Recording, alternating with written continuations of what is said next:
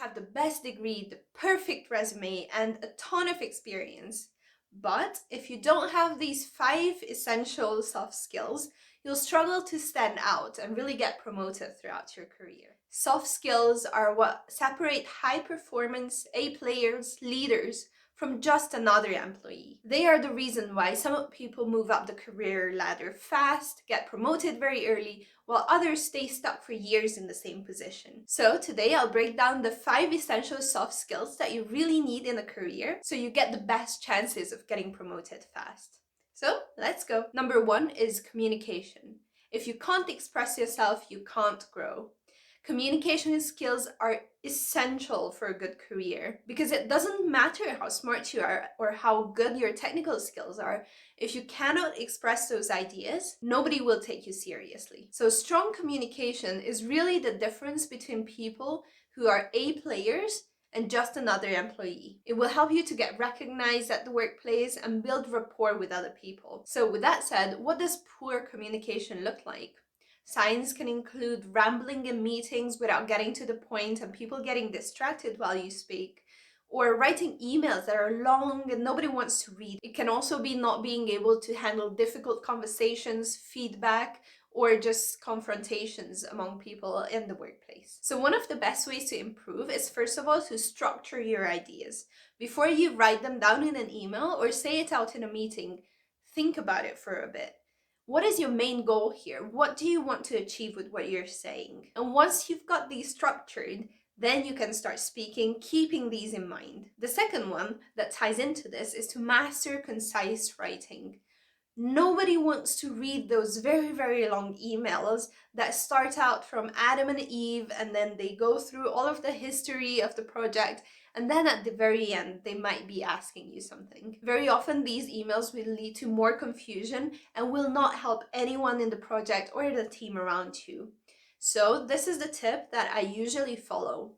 Try to start out with what you want and then provide the context for it. The reason for this is usually when managers, other people read through your email, if you put what you want at the very end, that will mean they have to read through your email usually twice if it's very long, because they go through the whole thing, try to skim through what they actually need to do, and then they have to go back and read the whole thing again just to understand the context and what the specifics are for that task. So, my best tip, flip it around and first talk about what you actually want from the other person, and then talk about the context, the details, and so on. This will help both of you be so much more organized in the task. You will become more effective as an email writer, and it's much better for the other person as well. And the last point here, improving your speaking skills. I have already made some videos about public speaking, and some of those skills can also be used to speaking in meetings or speaking in a workplace. But what you want to do is also to record yourself and review that. If it sounds very messy, but in your head it sounds structured, then you just have to work on the delivery. Try to explain a couple of ideas that you had to your own phone, record it, watch it back 2 days later, and really do an audit of what you think is good, what you think is not good. Maybe you'll figure out that there are some things that you do unconsciously and you don't even realize that you do them, but it's really bugging to the other person when you look back. So overall, if you can articulate your thoughts well, that will really help you boost your career, because everyone around you will understand you much better. You will be able to articulate your thoughts well, they will understand you more, and might put you into better positions with higher stakes, higher responsibility. Moving on to number 2 is emotional intelligence. Even in a workplace where people say it's very cold, very factual, like in Germany, emotional intelligence is really important. You need to be aware of what other people are thinking or what cues they're giving off to you. This skill is really important in all areas of life. Even though a workplace should be very factual, but we're all human working there together. And the ability to connect to people and understand them is getting more and more valuable in the workplace. Having good rapport with your coworkers help you immensely, because that can really help you progress even in other areas. So for example, if you understand yourself well with other people, they might share things throughout the project that they might not share with someone who's scary, who doesn't want to talk to other people. And That can really give you a lot of information about how people are feeling around you and let you also adjust your actions accordingly. Very often, things like frustration in the team members or just people feeling like the project is really ineffective, that doesn't get channeled up to project managers if they are not attentive and not listening to the team members. Team members will often only say that to people whom they really trust. So try working on your emotional intelligence to really boost this. So, what can be the signs of low emotional intelligence in a workplace? It could be things like not being able to read the room. So, while you really should be listening to other people, you just keep talking and talking without stopping. And even when people start getting annoyed at that, at the fact that you keep talking nonstop, you don't really realize it. Or it could be things like having a lot of difficulty in handling difficult conversations, giving feedback, and not really taking the other person's viewpoint into perspective. The last one could also be struggling to work with different personalities or just outright refusing to do so. All of these things can really hinder your chances of getting promoted or progressing in your career overall. So the way you can improve on this is actually, first of all, practicing active listening. So while the other person is talking, do not think about, what you want to say afterwards, but just focus on what they're saying. Really try to understand their perspective. Give them some verbal cues as well. For example, okay, I get you. Or even things like repeating back what they said in a more concise manner, just to check whether you understood that correctly. Also, you need to be able to control your reactions and emotions, especially in a workplace. It is not looked upon very well if you start getting very frustrated at the people or very angry at other people. That is just simply not professional. So try controlling your emotions in a way that keeps you professional. And if you find that difficult, try pausing before responding to not let those emotions get out. Especially in tough situations, just having a moment or two of pause will really help you to calm down and really think about the best way to respond to the other person's criticism or verbal attacks. But lastly, in a lot of these tough situations, practicing empathy is really, really important. So I do this in all areas of life, but especially in the workplace. Before judging someone's behavior, ask, why might that be? Why might they think the way they think, or why might they be frustrated?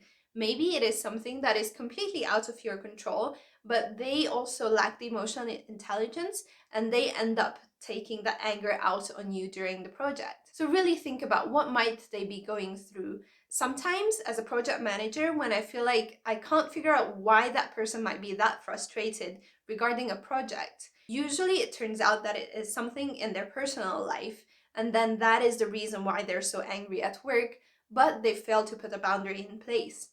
That also helps me not to take the things personally, but just chalk it down to, okay, they have their personal lives, they have issues there, I know about that, or I presume that is the case, and that is not my responsibility to deal with. Of course, then after a while, you need to be able to set the boundaries, make sure they are also staying professional. But just knowing that in your head, that when they attack you, it's not necessarily about you, that really helps you to really practice this empathy and turn your attention to solving the problem at hand without thinking about their frustration. So overall, people with higher EQ will have better relations in the workplace. They become much better leaders and much more likely to get promoted.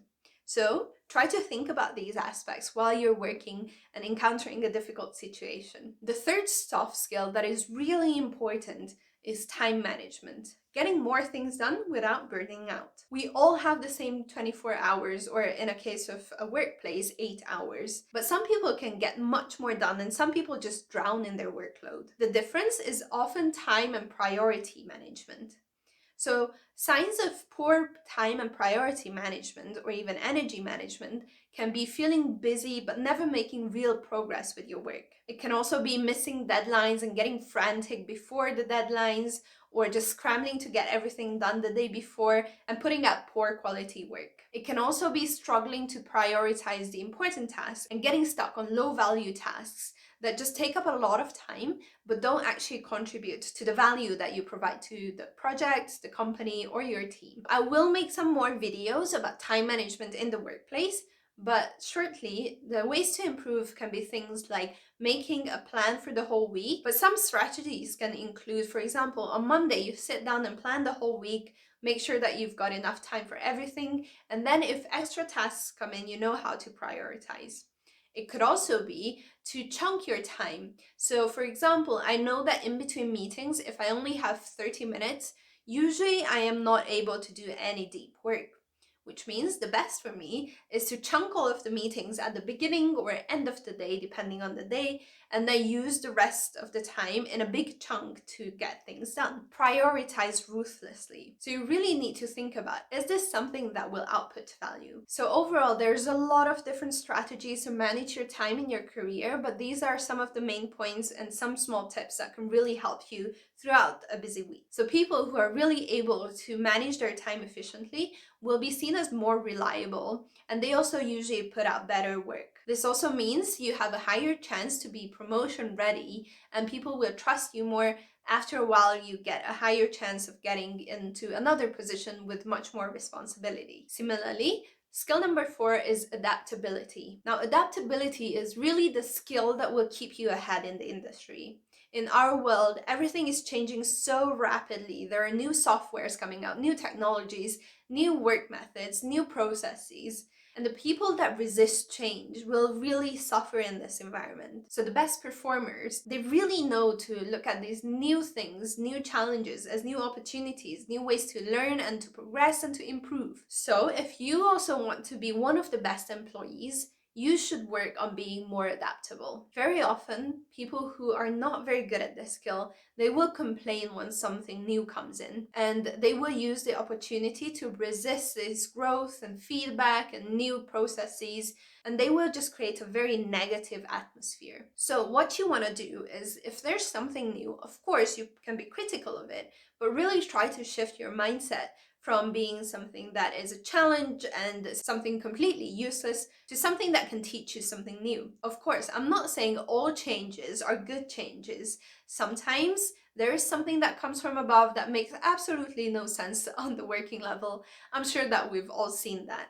However, sometimes when it comes to that, you just have to accept it and work with it. So staying solution focused in this manner will really help you. Instead of asking, why won't this work? Ask, how can I make this work? This will really help you with all of your team members as well, and I'm really sure that your bosses will really appreciate this skill as well. Additionally, if you learn proactively and upskill yourself before the changes come in, that will put you in an amazing position. When these things come in, you will already have a head start compared to others. This again will help you stay relevant, grow faster, and get promoted faster. And all of this promotion talk leads me to skill number 5, which is leadership. Most people think leadership starts when you get a management related role. This is actually not the case. You get started way before that. Leadership is all about influence, about making sure that the team progresses and making sure that the projects progress. Very often, the people who already show leadership qualities will be the ones that promoted. It's not the other way around. You don't get the trust before you can prove that you're worthy of it. So really, my best tips, and this is also the way that I got into leadership roles so early, is taking the initiative very, very early. So take ownership, take initiative, make sure that you're really one of the people who try pushing the project and the progress forward. Do not wait for people to tell you what to do. Try to come up with things proactively, try to come up with solutions, obviously within the scope of your own work. Don't try to really encroach on other people's work. But if you have suggestions, for example, to the project manager or people above you, those are the things that people will be very grateful for if you propose things. By starting early, you also build your own confidence and other skills like speaking up, contributing, and adding value. You don't necessarily have to be in charge to show all these traits. When you're not in a leadership position, if you manage to show these skills, it will really help you later on when you get into a leadership role, because you already practiced that beforehand. So just remember, people who act like leaders become leaders. I'm sure if you take the initiative and be proactive, people will notice that and opportunities will come faster than you think. This is also the reason why I took on leadership roles, even in things like small school projects or in the uni, societies. So once I graduated, I immediately was put in a leadership role. And the sole reason why is because I was behaving like a leader. I already got those traits, I already got the practice, and that really helped me throughout the interview process. And they could also see that I also had a lot of experience. So, my final takeaway: you can really be the smartest person in the room, but if you don't master communication, emotional intelligence, time management, adaptability, and leadership qualities, things will be very difficult for you if you try to move ahead. But the best part is, these skills are 100% learnable. So start improving them today. I will be sharing more videos and tips on this channel on how to do so. So subscribe and watch these videos later to watch your career accelerate. So let me know in the comments below, which of these do you struggle with the most? If you found this valuable, make sure to hit the like and subscribe button and turn on the notification bell to get notified on more videos on expat life, career, communication, language learning, and all of that. So happy learning. I'll see you in the next video. Bye bye!